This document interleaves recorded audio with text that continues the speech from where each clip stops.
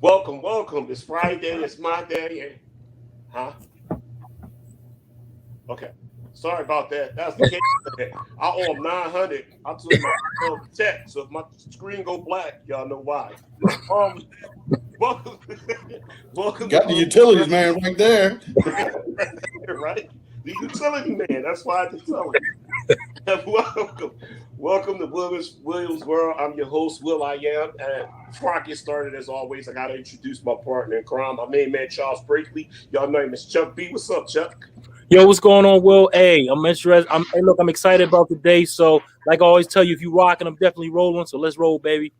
All right, we're gonna roll. I'm a little excited. Oh, I'm sorry. Before I get into it, you want to do the sponsor now, or you want to do our commercial now? Because this we're gonna get real intense here. Yeah, we're gonna do a commercial now. A lot of people said, Chuck, where's the old commercial? They want to see the old commercial again. So we're gonna do the old commercial first, and then we'll get into the new commercial afterwards. So here we go. This is the A Game. This is our sponsor for today. Check it out. This is A Game, an all-natural herbal dietary supplement formulated exclusively for men. Our proprietary blend was designed with one goal in mind: to improve your overall health, rejuvenating your vitality, energy, strength, and libido. Want to be at your peak performance in everything you do? Then bring your A game. Fast-acting, long-lasting, with no side effects.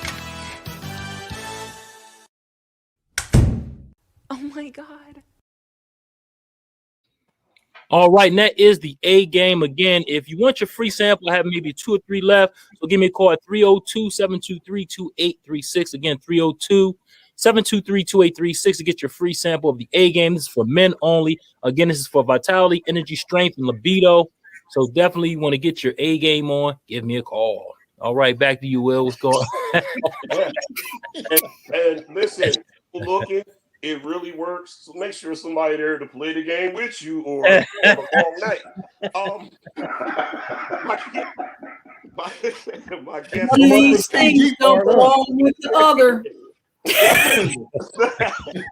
I'm excited and I'm a little anxious here because it's family. These our guests are family. I'm gonna start down at the bottom left and introduce Dawn Andrioli. My main man up top in the middle, Steve Bobo, and on my right, my main man, Ronnie Pierce. These are first responders. And we're gonna get right into it, okay? I'm gonna just ask some questions, guys, and y'all answer, okay? We at Feel Good Talk and the people out there watching, we like to know what led you to become first responders. I'll go first. Being in refinery, it was I started out as a operator out in the units, and eventually a time came where we was able to bid to go to the fire department. And with that, I just took a chance on doing it, man. And that was back in probably 98, somewhere 99, I think. And to this point right now, I mean, it's been almost 28 years, like I told you, Will, the other day. And now I'm the fire chief, or the correct title is emergency response leader. But myself and that sexy guy up there in the middle between y'all two, we've been ebony and ivory for a long time. So we've been doing this since way back in the day. That's the way it is, man. Now it's a way of life. Mm-hmm. Yeah. Bobo? Well, pretty much down the same road that Ron went, except I was a volunteer firefighter on the outside. I started that in 1989. And like I said, I joined the refinery around 1990, was participating in all the teams, and an opportunity came up to bid into the fire department. I was lucky enough to get in there to work with my player partner, Mr. Pierce, and alongside Miss Dawn. Excellent. Dawn? Yeah, so mine was a little bit different. My father was in the Navy, so by nature he was a volunteer firefighter. So outside of work, he volunteered. So I was kind of around it a lot, but I wasn't really interested in it until I started working at the refinery. And I was on the crude unit where quite often we had fires, and I wanted to be part of the solution, right? Not getting in the way and being part of the problem. or making the problem worse because I didn't know what to do. So that's kind of how I got involved with volunteering. Awesome. And I commend all of you on that, because I'm telling you, first responders, I mean, that, right then and there, you definitely have to know that's what you want to do, because some of the stuff that you run up on is horrific. You know what I mean? So, Yeah. I commend you for, being that first responder, because it definitely is a hard job.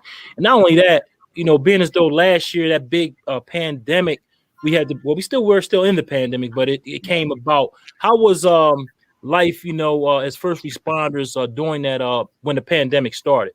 How did that affect you in any way? Well, out on the street, my volunteer department, we didn't know which end was up. And we actually have a nursing home in my town where we were responding to different calls. And we were actually suiting up in full turnout gear just for a fire alarm. It was pretty scary back then, as it still is today. You're fighting something that's totally invisible. Right. Anybody else want to answer that one too, or good with them? Yeah. In the refinery, man, it hurt us. It hurt us big time because, we had a lot of protocols and procedures we had to go through, and with people being out, we had minimum staff in there, just trying to prevent the spread of COVID going around in the refinery. So with that, all training came to a halt. You know what I mean? We wasn't able to do nothing, and people was itching to train, but we had to look out for the good of the people, man. So all of us, when the stuff hit the fan, we responded, but that's just because we had such good training, from previous times. Mm-hmm. But, in the long run, it's hurt us again. Like you said, Chuck, it's still hurting us today, man. Yeah. We really just starting to get back to the training phase. Mm-hmm. And it's like starting, you got to crawl before you walk again. You know what I mean? So we can get back up to speed, but it's coming around slowly but surely. Awesome. Yeah. Well, into that point. That training, Ronnie, that you put on, I mean, just that interactions that we have, and kind of everybody starts to know what they're supposed to do without being told. That's like the biggest thing over the last year, I think, has really, it's been scary because we haven't been able to do that. And we're not with people that, it's not that second nature stuff. When we show up, we're actually questioning where before we kind of just did what we knew how to do. Right. So it's different. Yeah. And I was telling you earlier, I'm a first responder as well, as far as the utility business. And, just the whole, like you said, the training that was put to a halt, the normal protocol when you jump out the truck and do what you need to do. Sometimes you had to put, like you said, suit up and, get on different gear. It was bad, and a lot of times people were really scared, even to go out there and, do their job. You know what I mean? So again, we didn't know it's a scary situation. We're guessing really, okay, well, we got to make sure we have this on. We got to make sure we have this on. And then on top of it, you have to still worry about being safe, have your proper PPE on, as well as the other PPE that goes on, to combat the COVID. So again, it was just a mess out there, and it still is, but it's getting better because, it's kind of not winding down, but it's actually, we're getting used to the way of life, to this type of, to this way of life. So again, we're adjusting, put it like, I ain't gonna say getting used to. It's still hard, man. Like Dawn said, all of us, we together all the time. So, the left hand know what the right hand is doing. You know what I mean? We was at that point where that's the way we were. Mm-hmm. But with this big delay or lack of training and everything, so like you said, you lose when you don't.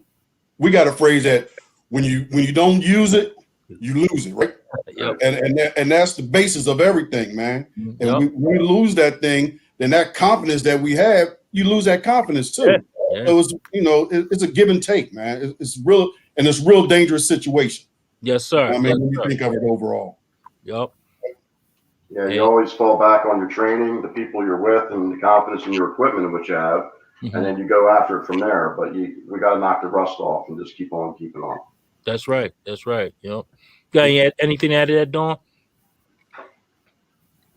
I agree with them. I mean, it's kicking that rust off is a big deal. There you go. Yeah. Being comfortable with each other is so important to begin with, and then to not have that for so long and trying to get comfortable again, and you're right, confidence is a big thing. Yeah, that is so important because, like I said, everyone becomes, you become family. You know what I mean? Yeah, On front absolutely. lines, you know what I'm saying? It's no longer, this is my brother, this is my sister. We got to get this done, and we got to do it safely and make sure everybody's back and return Yeah. home either better than what they came or the same as they came, when they came. Absolutely. So That's the goal. we got a lot of questions and comments out there, so we're gonna get to those. There's a lot of them. So Kia Milburn, we love to talk to the audience. He says, hello, everyone. What's going on, Kia? Actually, she's listening to us on YouTube. So thanks for that. We got Izzy Meditate. She says, hello, everyone. What's going on, Izzy? Thanks for tuning in. We got Steven Thornton. What's going on, buddy? He's in the house. He's doing his thing. And also, Izzy says, hey, Steven. So they talk to each other as well. So y'all got to, excuse that. Steve goes back to Izzy, says, hey, Izzy. Tyrone Ricks, the 10 of Life is tuned in. What's going on, Ty? Thanks for tuning in. He's always tuned in. And what up, Feel Good Talk? Thanks for tuning in, brother. Izzy says, thank you all for all that you do. So she's thanking everyone out here for all that they do. Thanks for that. She says, hello, Tyrone. And he's speaking to us. Ty speaking to us. What up, brother Charles, Will, to all on the show. And Stephen Thornton says, thank you, first responders. And Stephen also says, with COVID-19, has your passion for your job changed for better or worse? I think we talked about that, but we can probably elaborate on that a little bit more. Has anybody's passion changed for, what they do as far as better or worse as far as the job is concerned? I can tell you right now, it hasn't changed at all, man. Mm-hmm. And now it makes you even more hungry, if you will, for us to get back to it, man. And now we got that window to train, and it's like everything that we can do, every chance that we get, our upper echelon pretty much opened the window just a little bit for us. And with that little crack in the window, we taking advantage of it, man. So there you go. Yeah, we're hungry, man. We're hungry, ready to do it. I like that. And Tom Mitchell, he gives Can I just?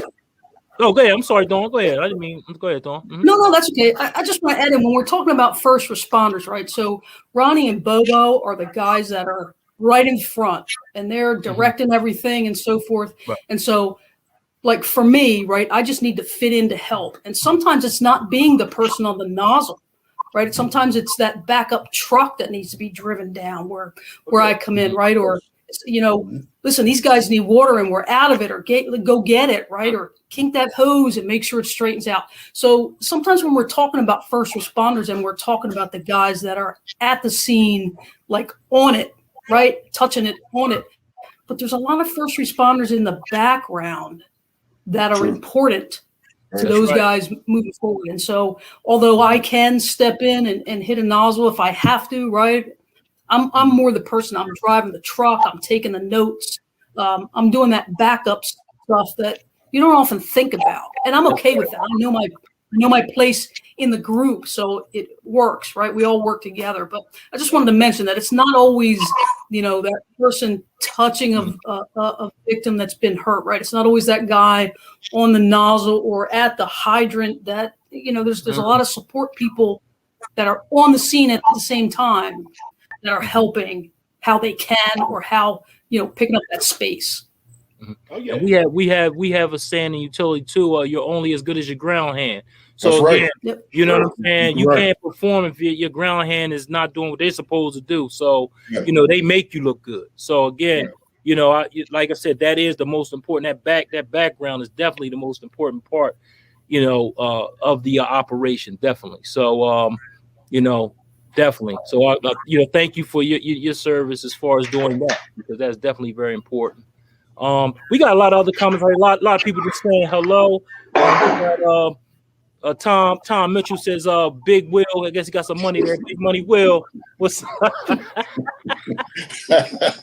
Wrong show. We got Tamika Lopez, right? She says, hello. What's going on, Meek? What's going on? And Izzy says, I apologize if I missed it, but how long have you all worked together? We all got different time frames. Again, I've been there for total on our refinery site for 28 years, but we pretty much all started with Monroe Energy from day one. Yeah. That's about right. What, 9 years now? Yeah. Oh yeah. 9 years. Yeah. About 9 years. Awesome. Yeah. Awesome. And And you then too. Steven says all hands on deck, and that is the comments for right now. So we'll get back to the interview over here. So Okay. thanks for that. Thanks for the comments, everybody. Keep them coming. We definitely appreciate you. And back to you, Will. We were mentioning training, so this is a two-part question, especially one and that all three of you, because I've dealt with all three of you on different levels. First, what does the training regimen consist of to be a first responder? Because I know it's levels to it, EMT and all sorts of stuff. And second, could y'all give up if you were allowed to? Because we have a unit where you have to be specially trained to wear suits to wear. And Ronnie Pierce, Bobo, you've all trained me several times to go inside that alkylation unit, which could burn you. You know what I mean? Mhm. So give the people a brief synopsis of your training regimen and how you have trained people. Well, I'll just give you a brief rundown on what we have as far as our emergency response teams, the different disciplines. Now we got a total of about right now 96 people on our emergency response team, but then the overall emergency response team consists of different groups. We got some people that just do fire, some people that are just on the rescue team. We got some are just hazmat technicians. Well, else we got oil spill, which is our biggest group of membership that we have. We got certified EMT personnel on the teams. So, it's well-rounded, man. And we got a lot of people do multiple disciplines also. So they could be fire, rescue, hazmat, all that stuff with it. So with all those different personnel at any given time, we got a good group of people that come in and talk, like you said earlier. Myself as a leader, Bo, Dawn, we only good as the people that surround us, man. They make us shine. So when it comes down to it and everybody's safe and it's time to go home, we don't look for the daggone kudos. We want them to give the kudos to the people that showed up on the scene, man. But they don't want to make it happen. We didn't get in. Yeah, we didn't get in for that. I mean, and part of our job, as Ron knows and Dawn does too, is we need to know everybody's strengths and weaknesses. That we don't want to put somebody in a situation that they're not comfortable in, that we know that they're not comfortable in. So that's part of our job also. Awesome. Hey, realize something. So do I count for oil response? Because we there to clean it up. Oh yeah. Right? Yeah, definitely. And Every hand, that's right. for first responder, because every time y'all have food, I'm the first one there. So Well, yeah, you are first responder in that case. Yeah. But yeah, I get it, because I've seen it all. Being there, and most of the time, you three, when you were there, like you are like the first ones there, and like Dawn said, you might not be holding the nozzle or whatever, but you consult very well. You always would pull us to the side, and Bobo, whatever was needed. You know what I mean? It's a joint effort, and you guys do it good. And I explained that you don't do it for the kudos, but this is me giving you your flowers while I can, because y'all do such a good job. I wanted people to know that I work with some real special people. You know what I mean? And we need each other. It's a beautiful thing with everything that's going on. You know what I mean? Exactly right. Definitely, yeah. All those problems go out the door when it's time to tackle that problem that you have in front of you. You know what I'm saying? And your mind goes into a whole nother mindset. You know what I mean? So again, thank you all for your work that you do. And Ron, I want to ask you a question. Will tells me that you saved his life one time, and I would like to know what that was. What happened? Why don't you let him tell it? Please let him tell it. All right, yeah. If you tell everybody else, so you might as well tell it on the show. All right. Well, it started in '73. No, seriously. I got to work one morning and I couldn't breathe, but it was real unusual. It felt like somebody was strangling me. And another guy noticed it and said, "You're blue in the face." And I said, "Help." And where I was in a tight spot. So Ronnie, within 5 minutes, Ronnie was right there. There. And correct me if I'm wrong, I think he picked the Jeep up with one hand, moved it to the side so he could get to me. And he knew the thing that the most amazing thing about that, every time I think about it, you know what I mean, is he knew what to do. He didn't ask me nothing. He just acted and he knew what to do. And it got even more serious when I got to the hospital and they asked me what happened. And I told them about Ronnie. They said, thank you. He saved your life. I said, huh? They said, you had a pulmonary embolism. Had you came, you would have checked out right there. I knew nothing about it, but being, the training and everything, I mean, it was so quick. He put the oxygen on before and everything.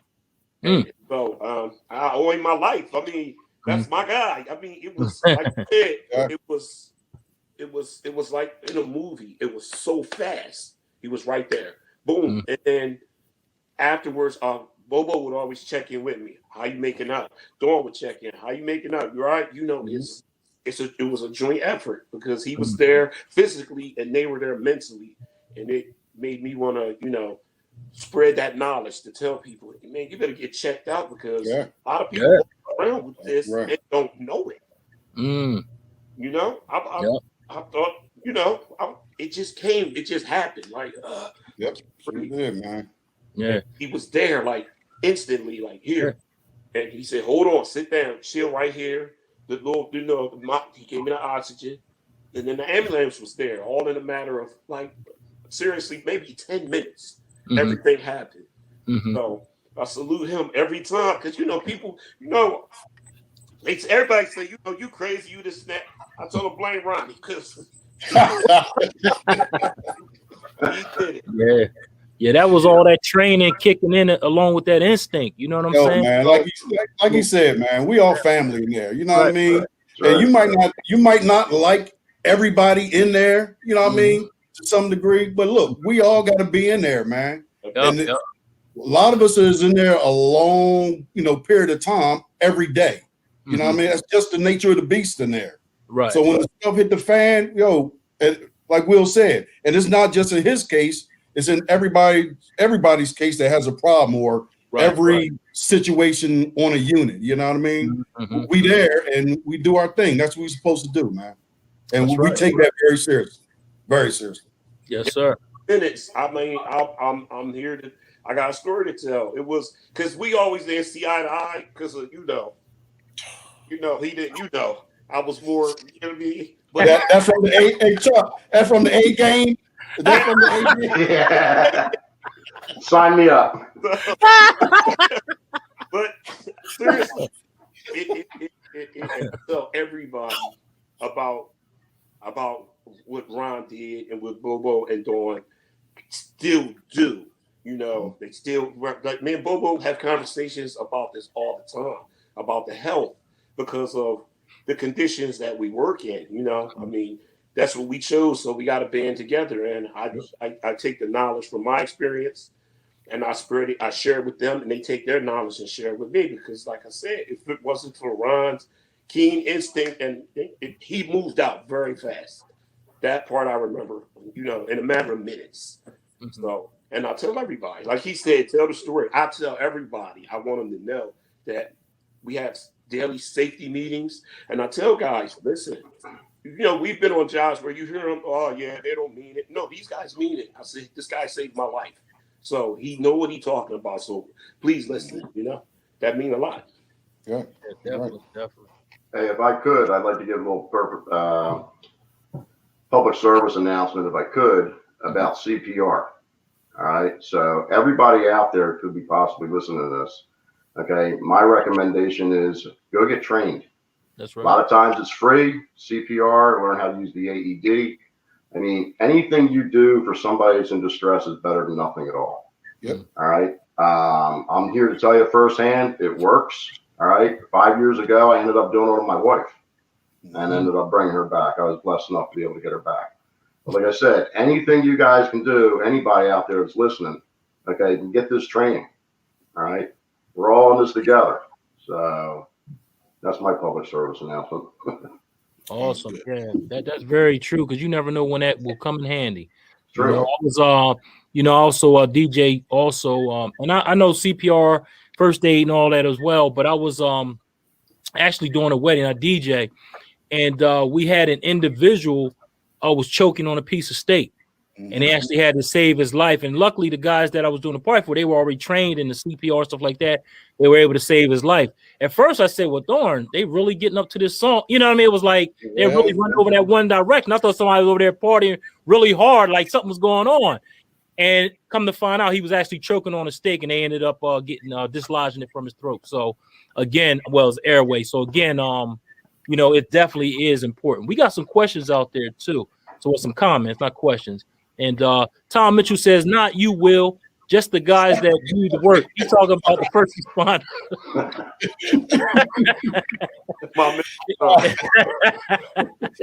Izzy Meditate says, wow, Ronnie, thank goodness you were there. Yes, indeed. Yes.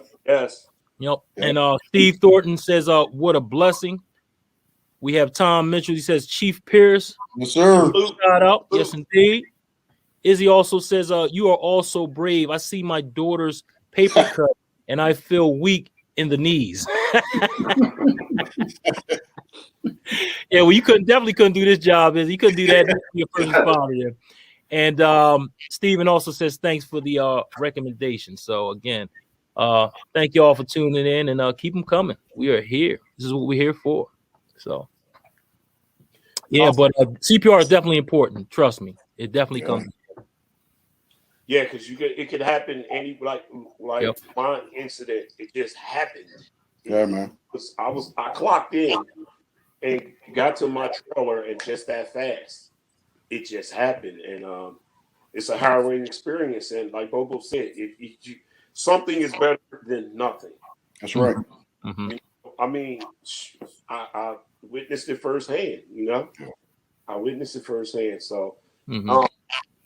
The Bobo, well, and Dawn, do you have any similar incidents like what me and Ronnie experienced where you saved someone's life? Well, Bobo, you saved your wife.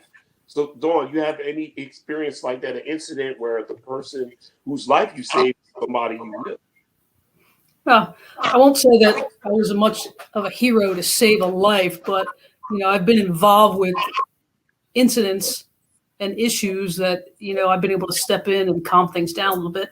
And just one a few years ago, I was behind a truck that just slowly went through an intersection, ran into oncoming traffic. Wow. And so, of course, I put in park and ran out real quick, and you know, it was called 911, and here the gentleman was having an asthma attack, and he just kind of almost passed out right when it was in the truck. And so just being able to keep everybody calm and move him over and sit him down, lay him down, have him breathe, you know, get the people in the other car, kind of settle them down, have somebody call 911. Just being calm in a situation like that, part of that is learned from all this training. Mm-hmm. And I'll tell you what, training is, I used to think, you know, practice was stupid. Right. But when it comes to this, like training and practice is the most important thing that could ever happen. And so, again, I've never saved anybody's life. I've never had to perform CPR, but I have taken that stuff I've learned into situations and just put them in a place where everybody can just move forward. Awesome. Yeah, that's true. And, you know, and that's, and like you said, Dawn, you're right. Cause a lot of times you're like, man, we got to keep doing this over and over again. But again, the way you practice is how you perform. So you got to take this seriously. Like those, even though you get tired of doing them, it's like routine after a while. But it's a whole nother story when you go save someone's life, because that whole, everything kicks into play. And you're like, wow, I knew, you know, it all now makes sense. You know what I'm saying? Cause, you know, had to use it to actually save someone's life or get them out of a situation, you know, that could possibly hurt them or kill them. So again, yeah, practice is definitely needed. You know? Yeah.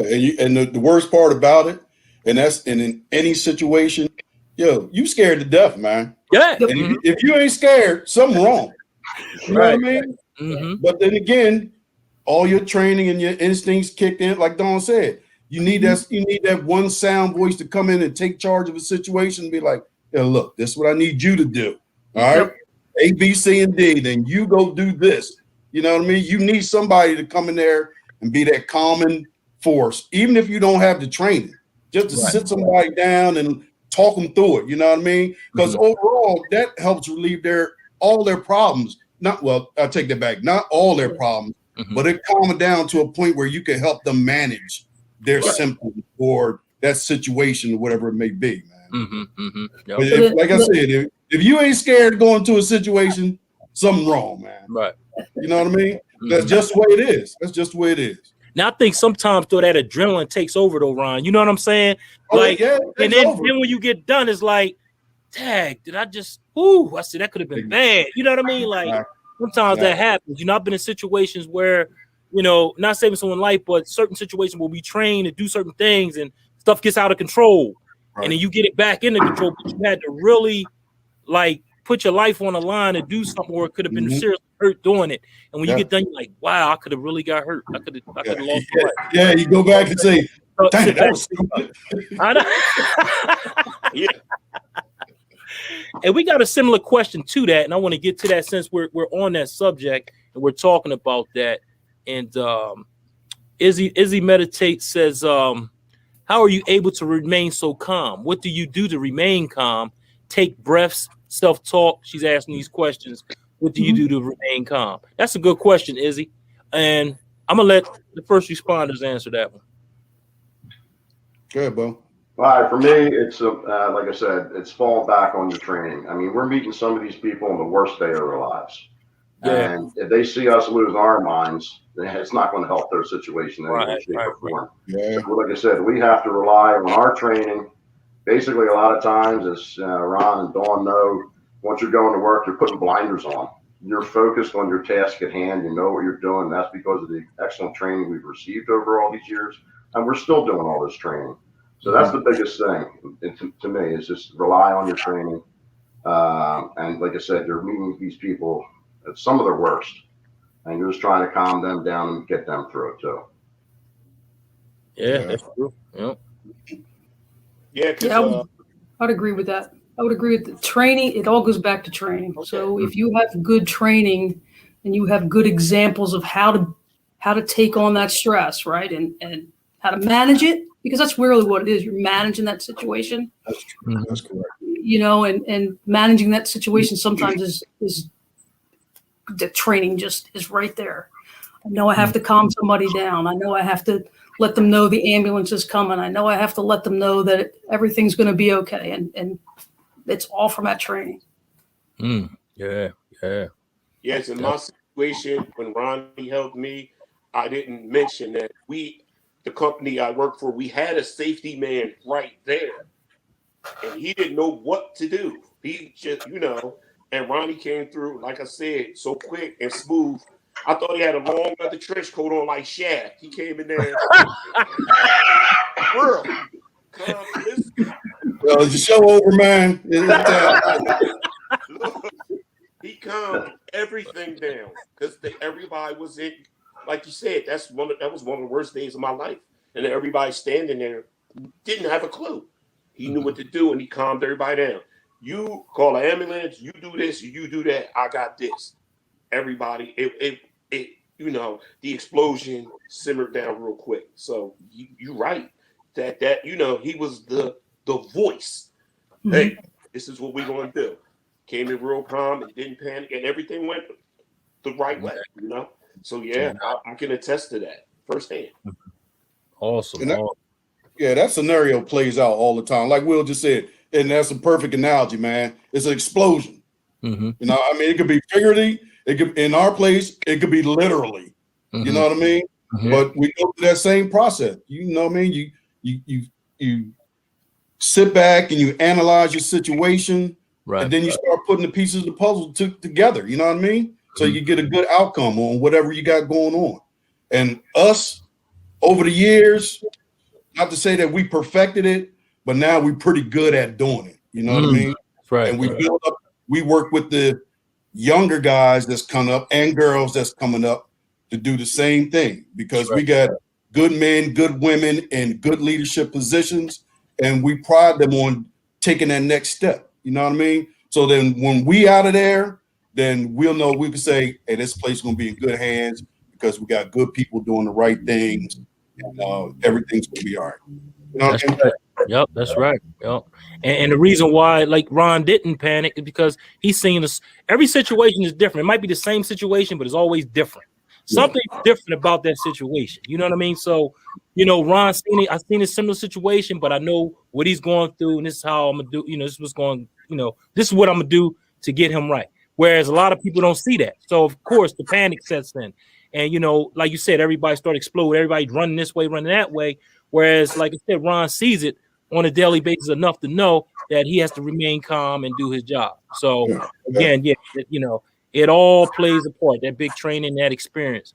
And we got Stephen Thornton. He says, has training and protocol evolved drastically since COVID-19? I don't think training has evolved that much. I mean, really, it's only been the year right now.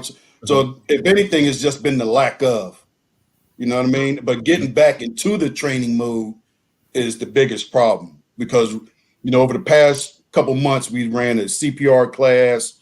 We did a medical scenarios class where we put people into like real life situations, stuff that they would see in the refinery, and have them respond to it.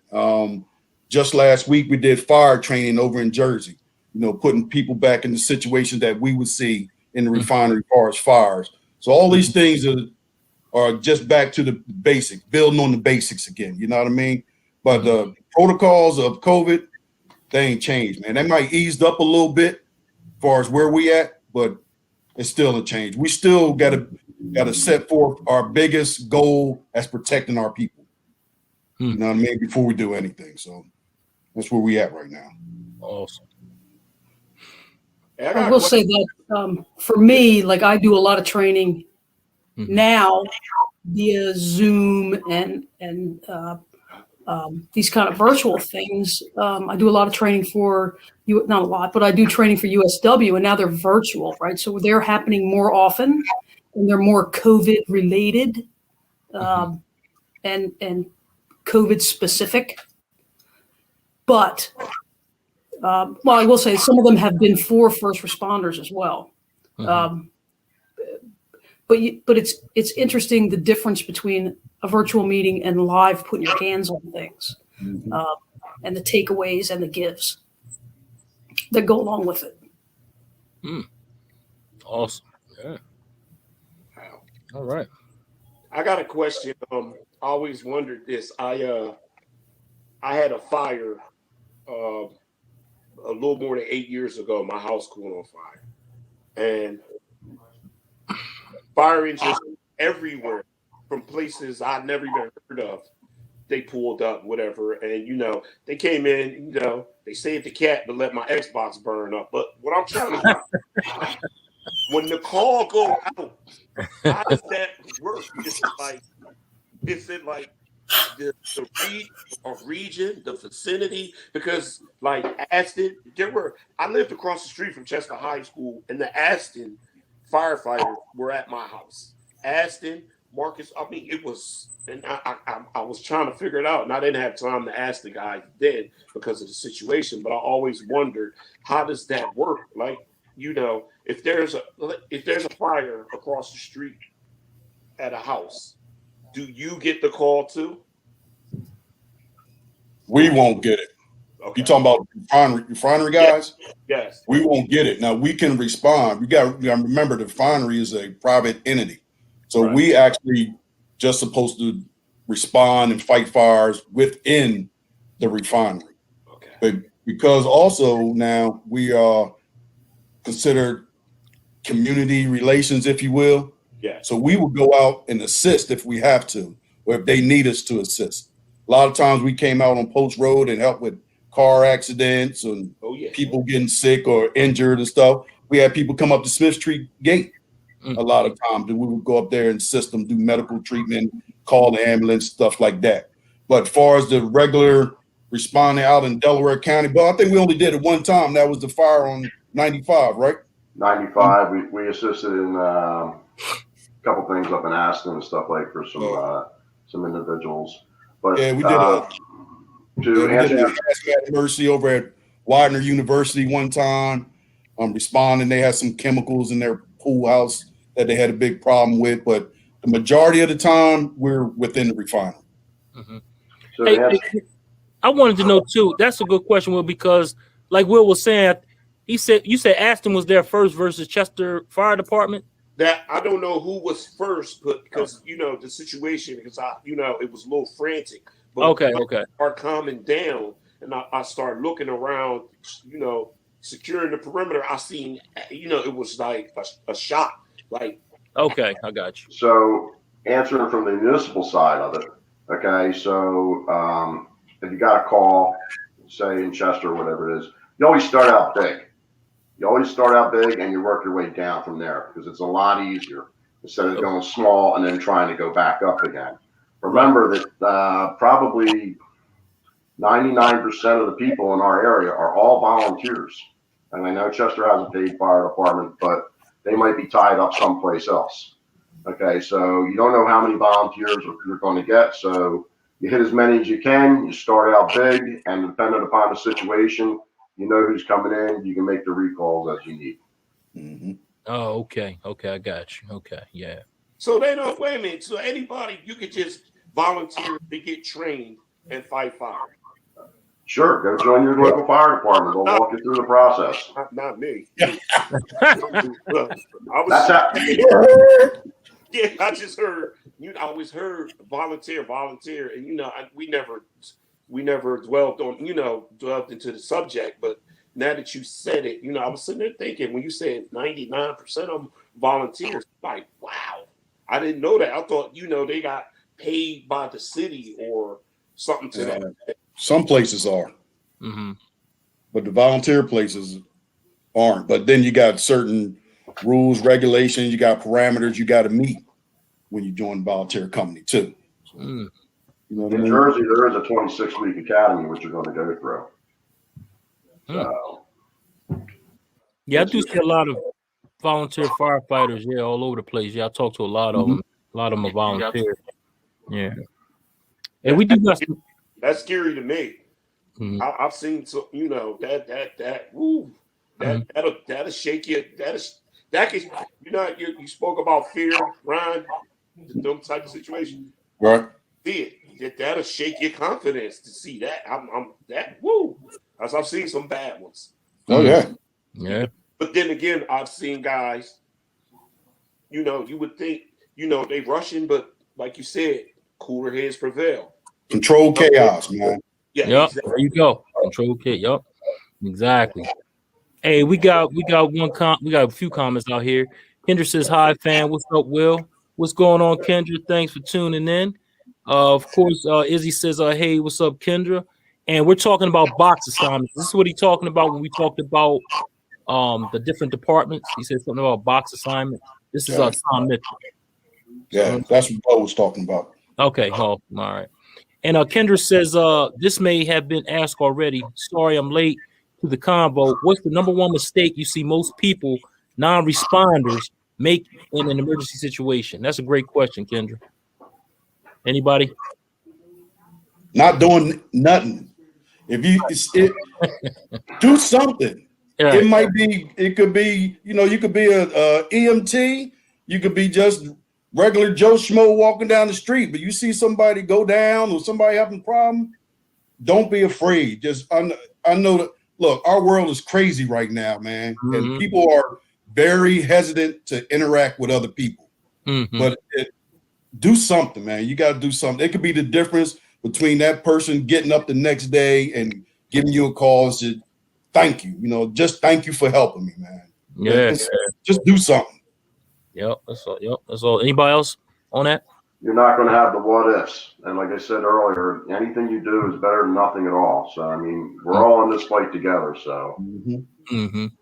And I'm surprised that in the refinery, that's the first thing you said, Ron, because I thought you were going to say people just trying to see what's going on.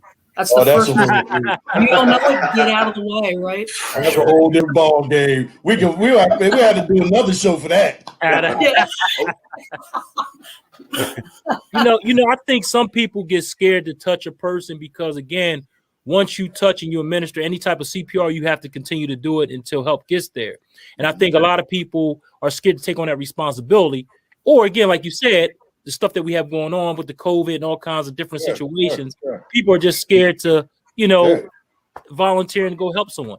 Like I see people laying out on the street sometimes, and you go stop and help that man. Don't just watch them and videotape it. Go help them. Yeah, man. Yeah. So there are laws that protect you, the Good Samaritan Act and stuff like that. Okay, there are laws that protect you against stuff like that. That's good to know, because some people don't know that. Yeah, now if you're an EMT or something like that, then you're going to be held higher to a higher standard. But the normal person out there, you're good to go. Okay, that's better than nothing. That's great to know. And then, Tom Mitchell says, yes, I am. I don't know if he's talking about being a volunteer firefighter. Okay, that's what he's talking about. Okay, cool. Wow. All right. Good stuff, Tom. Keep doing what you do. Good stuff. And Bobo, to harp on what you was just saying, and Ron, Dawn, it's contagious too, because seeing what you guys do, it extends. You know what I mean? It makes you want to gain more knowledge. And I mean, I might have been one of them people years back, somebody down, might pull my phone out. Ooh, look, but now it's more or less like, y'all was there for me. Let me be here for this person. Mm-hmm. Right. And a lot of people don't have that mindset. No, not at all. Right. They look, no, don't look, because you sometimes, what's the saying? The life you save might be your own. So that's a thing to have inside that internal instinct to say, let me help, let me do this, let me do that. You know what I mean? Because they never know. Yeah, man. You never know. That's true. Yeah. And like you said, man, it's a choice too. You know what I mean? It's a choice for you to want to be able to step outside of yourself and go help another person. Yes, sir. You know what I mean? Because you just don't know what that person may have, how that person may react. You know what I mean? You don't know, man. But like we always say, like we were just talking about, do something. That's all. And I got a question for all three of you. Is this something that you want to do all your life, or is this something that you fell into? Talk to me. We'll start off with ladies first, Dawn, and we'll work our way around. Well, it was always interesting to me. I never knew any women firefighters growing up. I knew a lot of volunteers. Like I said, my father was a volunteer, so I was around a firehouse quite often. But I didn't know any female firefighters. I didn't even know that was an option at the time. So I always wanted to help people. I was real close to being in the police academy, passed the test, and kind of decided I didn't want a gun on an everyday basis. It took a different path. But the background of it, helping people, I think was always there. And then this was part of finding my outlet to do that, was at the refinery. Awesome. To me, I just kind of fell into it. Talking to a buddy of mine, he talked me into coming over, hanging out at the firehouse. And it went from there. And I mean, it's almost like a little bit of an addiction. You're always looking for different training. I mean, you can always volunteer to do anything. I mean, you just don't have to be a first responder. I mean, you can help people learn how to read, help out with the kids doing whatever they need to do to keep them out of trouble. Right. I mean, but to me, it was more of an addiction than anything else, and I always strive for more education than anything else. Awesome. Yeah, and I just did it from the opening posting that was in the refinery, opening in the firehouse, man. It was just initially it started out as just a change of pace to get off the unit, because like Will, you was talking earlier about the acid unit. That's where I worked, on the HF acid and the CAT unit, and I just needed a change, man. So I went down to the firehouse, and after that, it was on, man. Fighting fires was my thing, and rescue people, find space and oil spill. Back in the day, now that we old heads on the block. Back in the day, me and Bo, we had water rescue going on down there, and we used to go up in Bucks County.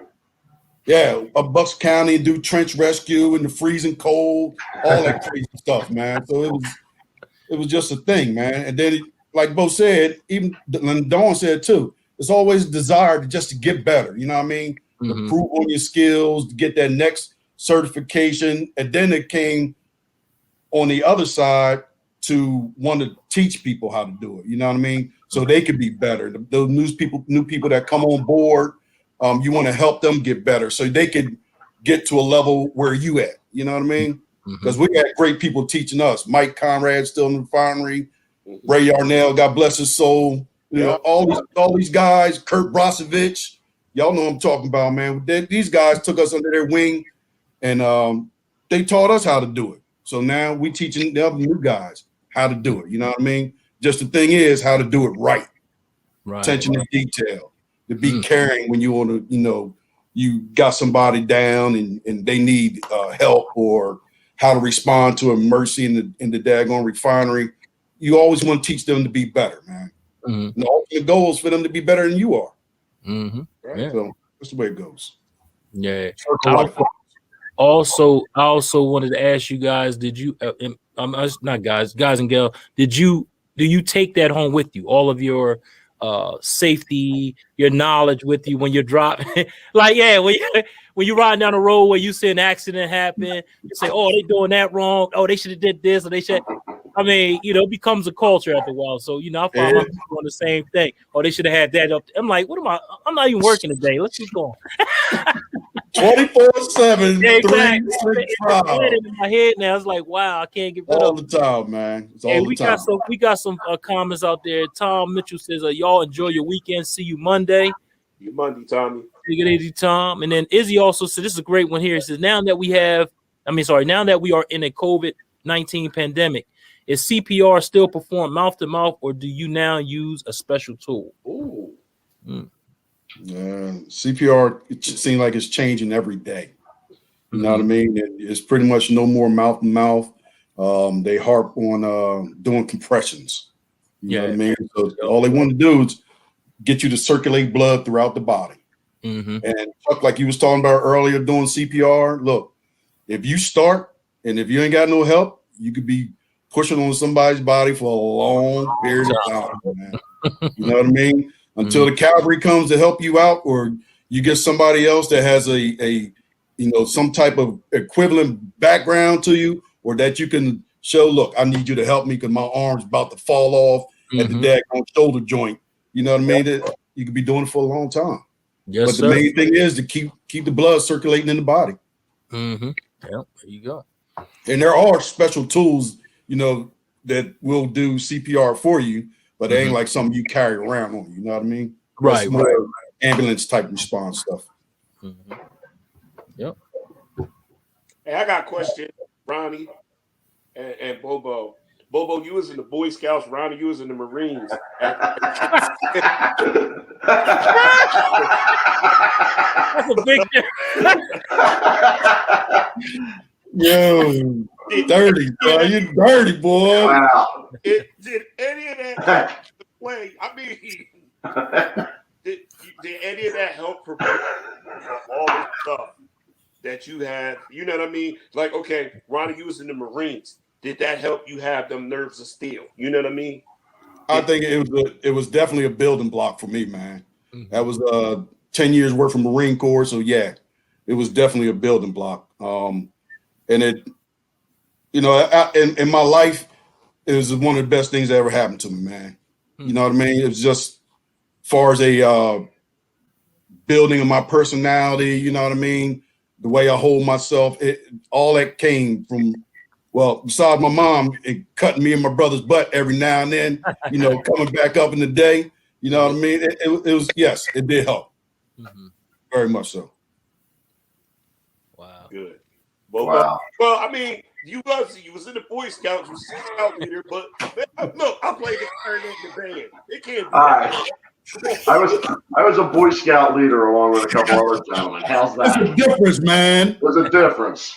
All right. I was a Boy Scout leader, and we did a lot of the training and stuff like that. And I actually volunteered. They call it Scout colleges to help with first aid and stuff like that. And big thing for me is I'm proud to be able to say that 8 kids in my troop, including my son, Eagle Scout. Mhm. Wow. So, I mean, that's a huge thing for these young men and ladies now to be able to accomplish. Right. And, you know, you have to go in and with the dedication and, you know, put on a good base and just do your job and train them. And hopefully they'll be able to do good things in the future also. There you go. Yeah. Thanks for the shout out, Will.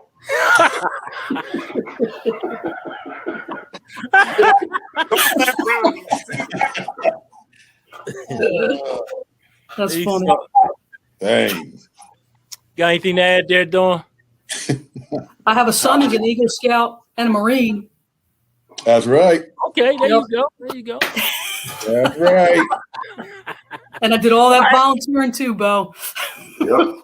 Yeah, I had a cousin that was he got to that point too. So I've seen him go up through the ranks as well. So that's it's awesome. That's awesome, man. Yeah. Hey, look, we're gonna take a commercial break and we're gonna come back and wrap it on up. But we're gonna play the new version of the A Game commercial. So check it out. Will, there you go, Will. Interesting. Here we go.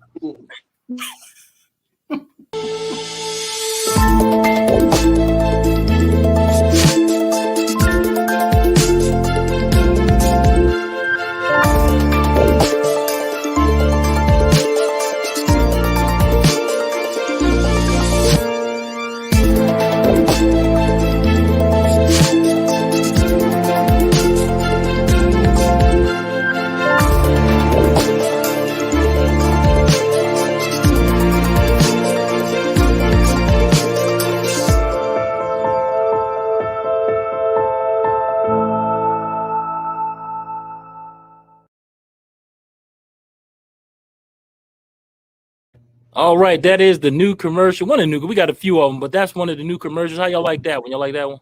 Anybody? Will, was you the most you spoke for? You was dancing. Don't you think when I come to work, that's how And I see you twirling around like that. Yeah. it works. And again, give me a call at 302-723-2836 to get your free sample of the A Game. 302-723-2836 to get your free sample. You won't be disappointed. So every time I call that number, it go. I'm just next time I see you. Don't even play me like that. Look. You're going to get that from me now, too. Exactly. Hey, you can catch us on LinkedIn at Feel Good Talk. You catch us at Facebook at Feel Good Talk, YouTube at FGT Mind, Body, Soul, and Business, and also on Instagram at Feel.GoodTalk. Tune in. If you didn't like the page, please like our page, Feel Good Talk, and get all of what you need as far as the, we try to bring the wholesome, the goodness, try to bring something great that you can use, you need, and it's all good. Just check us out. If you want to feel good, listen to Feel Good Talk. And I'm going to throw it over to you, Will. What's going on, baby? Man, I caught it, and I just want to say, man, it was a pleasure. I appreciate y'all taking the time out of your busy schedule to grace us with your presence. Yeah, man. That's cool. I You wasn't told you to leave, man. All right, yeah. Well, okay. Like Ronnie said, we family, together in the trenches every day. And these guys look out for everybody. I mean, for everybody. Right. And we Absolutely. appreciate it, And I thought the world should know what you guys do. You know what I mean? Yeah, we appreciate that, man. That's awesome, man. It was a pleasure meeting you guys too, man. Awesome. Same here, Chuck. Same here. Yeah, definitely. Same here, Chuck. Wait a minute, we got another comment. Yeah. Do you want to read them off? Where are they now for Lethal Weapon? No. Boy, they my people from the job. First responders. Cut that out. All right, Chuck. It was nice talking to you, Chuck. Hey man, I appreciate it. You know what I mean? And it's Ebony and Ivory, bruh. There Yeah. you go. Ebony and Ivory. Get it? Yeah, always. And I appreciate everything y'all do, me and everybody around me, man. And I guess that's it for tonight. Yeah. On We got some more behalf- comments. We get to those. real Got some quick. more back. Yeah, let's get those real quick. Kendra Moore says thank you. She must mean thank you all for your courage and service. And also Izzy says the same thing. Well, she says thank you for sharing. So yeah. So again, hey, thanks for tuning in, everybody. We definitely appreciate you. And hey, that's it. That was a good show. Great show, man. Oh, here she's back. Dawn is back. Hold on. Dawn is back and better than ever. What's going on, Dawn? Oh, sorry about that. Lost you. It's all good. It's all good. I was just telling everybody, you know, and for you too, we appreciate everything you do, especially for me and everybody around me and everybody. Y'all make, you know, y'all boost confidence and everything in us because we in a dangerous place, but it feels a little bit better with y'all around. And I'm just letting y'all know I appreciate you. And that's it for tonight. God bless and good night. I'll see y'all on the next show. All right. Peace. Yes, Have a good weekend. sir.